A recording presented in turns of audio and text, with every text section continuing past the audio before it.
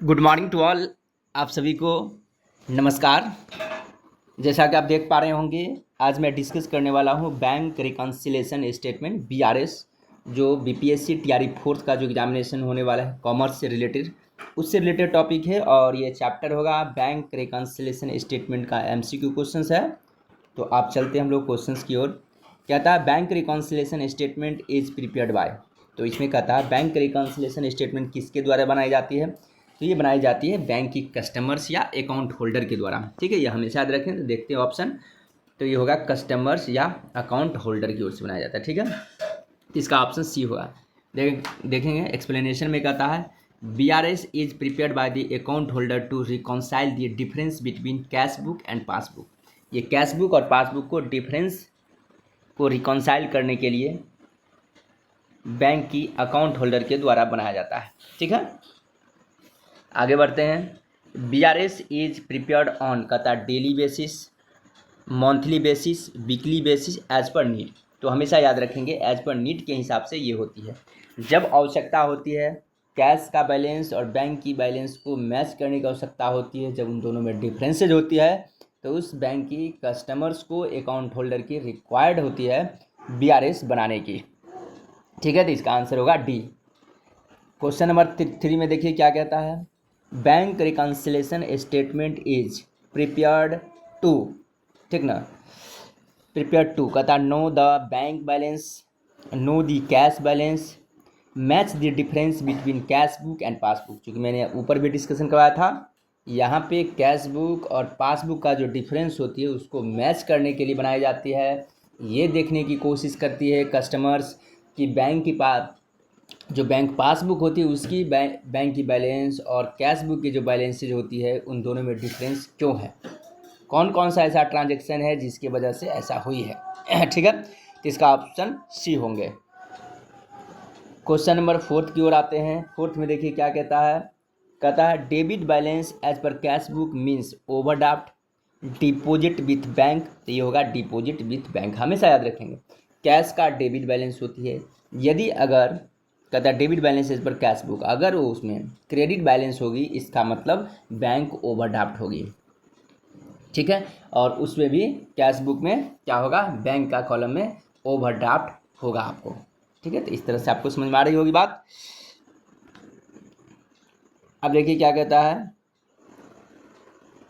Credit balance in passbook means overdraft, नहीं। Deposit in bank, the deposit in bank. अगर credit balance होगा passbook में इसका मतलब होते है पैसा का जमा। हमेशा याद रखेंगे, क्यों? क्योंकि बैंकिंग कंपनी के लिए जो डिपॉजिट होती है कस्टमर्स के लिए, उसके लिए लायबिलिटीज़ होती है। तो उसके लिए लायबिलिटीज़ जैसे जैसे पैसा बढ़ेगा तो वो क्रेडिट करेगी, और कैश बुक में क्या होगा, डेबिट होगा। ठीक है, अब आगे बढ़ते हैं क्वेश्चन नंबर 6 की ओर। कहता है check issued but not presented in bank bill. कहता है चेक इशूड हुआ लेकिन बैंक में प्रेजेंट नहीं हुआ तो क्या होगा। ठीक है, प्रेजेंट इन बैंक बिल क्या होगा। इसका मतलब ये होगा कि कैश बुक का बैलेंस बढ़ेगा लेकिन पासबुक का बैलेंस नहीं बढ़ेगा। तो देखिए कहता है increase cash book balance, decrease cash book balance, ठीक ना, increase passbook balance, cause difference in both book. यहाँ पे एक कारण बनेगा। एक तो देखिए ऑप्शन ये भी सही है कि इंक्रीज होगा किस में, कैश बुक का बैलेंस, लेकिन बेस्ट ऑप्शन जो है वो आंसर मानना है, क्योंकि एक और ऑप्शन दे दिया है cause difference in both book, दोनों बुक में डिफरेंस होगी। क्यों होगी? क्योंकि यहाँ पे एक कैश बुक होती है एक पासबुक होती है, तो यहाँ पर ऐड कर दिया गया, लेकिन पासबुक में यानी कि बैंक में वो चेक डिस्काउंट कराने के लिए प्रेजेंट नहीं हुई, तो यहाँ पर ऐड नहीं किया गया, तो यहाँ का बैलेंस इंक्रीज हो जाएगा और यहाँ पे उतना ही रहेगा जितना पहले से रहा होगा। ठीक है, तो इसलिए कॉज हो गया, डिफरेंस हो गया। ठीक है, कारण हो गया। 7वां में क्या कहता है cheque deposited but not cleared bill. Cheque deposit हो गया बट क्लियर्ड नहीं हुआ। Increase passbook balance, increase cash book balance, cause difference, तो ये भी एक कारण हुई। ठीक है, C bank charge reduce cash book का बैलेंस, पासबुक का बैलेंस, बोथ। ठीक ना, तो पासबुक का बैलेंस को अधिक है, बैंक चार्ज होगा तो पासबुक का बैलेंस रिड्यूस होगा। क्यों? क्योंकि बैंक जैसे चार्ज लेगा तो पासबुक से क्या करती है, बैलेंस को डिडक्ट कर लेती है। लेकिन कैश बुक में डिडक्ट कब होगी, जब कस्टमर्स को, अकाउंट होल्डर को जब ये इंफॉर्मेशन मिलेगी तो। ठीक है, क्वेश्चन नंबर 9 की ओर चलते हैं। कहता है cheque dishonoured is recorded in, cheque dishonour कहाँ पे लिखी जाएगी, ठीक ना, only cash book, only passbook, only passbook में होगा। जब चेक डिजॉर्नर हो जाएगा, कहता है देखिए चेक का अनादर पहले पासबुक में दर्ज होता है, नगद पुस्तक बाद में अपडेट होती है। क्योंकि डिजॉर्नर जैसे होगा तो वो बैंक में पता चलेगा, कैश बुक में बाद में पता चलेगा, तो क्या होगा, ओनली कैश बुक में। ठीक है, कहता है if overdraft as per passbook is given then it is a credit balance, नहीं इट इज ए डेबिट, तो डेबिट बैलेंस। कहता है if overdraft as per passbook is given, bank के लिए ओवरड्राफ्ट एक देनदारी है इसलिए क्रेडिट बैलेंस होगा। ठीक ना, for from bank's point overdraft is liability credit, if overdraft as per passbook is given then it is a credit balance, it is a debit balance, it is a zero, it is a bank error. तो ये देखिए यहाँ पर थोड़ा सा गलतियाँ हुई है, क्रेडिट बैलेंस नहीं होगा, ये डेबिट बैलेंस होगा।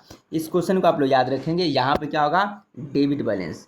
अगर if overdraft as per passbook is given, अगर पासबुक में ओवरड्राफ्ट है तो इसका मतलब ये क्या हुआ, डेबिट बैलेंस होगा। ठीक है, क्रेडिट बैलेंस बैंक के लिए नहीं होगा। अब आगे बढ़ते हैं हम लोग 11 नंबर क्वेश्चन की ओर। कहता है direct deposited bye customers is recorded in cash book only, passbook only, तो पासबुक में होगा। क्यों, क्योंकि कोई कस्टमर्स जो है वो डायरेक्टली बैंक में डिपॉजिट करेगा तो बैंक का बैलेंस बढ़ेगा, कैश को तो बाद में बढ़ेगा क्योंकि बाद में उसको जानकारी मिलेगी। ठीक है, आगे बढ़ते हैं 12 नंबर क्वेश्चन में क्या कहता है, when BRS is prepared which book is not affected. ठीक है, cash book, passbook, ledgers, all of the above, सब हो गए हैं। कहता है when BRS is prepared which book is not affected, जब बीआरएस होगा तो कौन सा बुक इफेक्ट नहीं होगा, तो कैश बुक, पासबुक, लेजर, कोई भी बैलेंस पे इफेक्ट नहीं पड़ती है। ठीक है, कहता है if cheque is issued but not recorded in cash book, तो क्या होगा, passbook balance is more, cash book balance is more, तो कैश बुक बैलेंस मोर होगा। ठीक है, ओके, तो इस तरह से हम लोग चलते हैं क्वेश्चन नंबर 14 को। If wrong debit is made by bank we should, क्या होगा, एड इन बीआरएस में हो जाएगा, इसका ए आंसर होगा। 15 नंबर क्वेश्चन देखिए, कहता है BRS is prepared on the basis of ledger, journal, cash book and passbook, cash book और पासबुक से बनाई जाती है। ठीक है, interest credited by bank increased, ठीक ना, तो पासबुक का ये अथी इंक्रीज होगा क्योंकि बैंक ने क्रेडिट कर देगा, तो इसका आंसर हो जाएगा बी 16 का। 17 में देखेंगे which of the following cause difference in cash book and passbook, किस कारण से ये डिफरेंस होगा कैश बुक और पासबुक में। तो देखिए cheque issue but not presented, ये भी एक कारण हो सकती है। Cheque deposited but not clear, ये भी कॉज है। Bank charge not recording in cash book, ये ऑल ऑफ दी एबव होगा आंसर। ठीक है, आगे बढ़ते हैं हम लोग। कहता है cheque recorded twice in cash book, अगर क्या कहता है cheque recorded twice in cash book, तो क्या होगा, इंक्रीज कैश बुक, नहीं गलत है, डिक्रीज कैश बुक। चेक जैसे इशू करेंगे डबल लिखा जाएगा तो कैश बुक का बैलेंस मेरा डिक्रीज कर जाएगा, घट जाएगा। Passbook is maintained by, passbook किसके, तो ये बैंक के द्वारा होता है। ठीक ना, बैंक सी होगा इसका आंसर। चूँकि हमेशा याद रखें कैश बुक जो होती है मेंटेन कौन करती है, ये मेंटेन करती है बैंक्स का अकाउंट होल्डर या customers. Which of the following does not cause a difference in balance? Dishonour of check, interest allowed, cash, trade discount। Trade discount कहता है कोई भी डिफरेंस। तो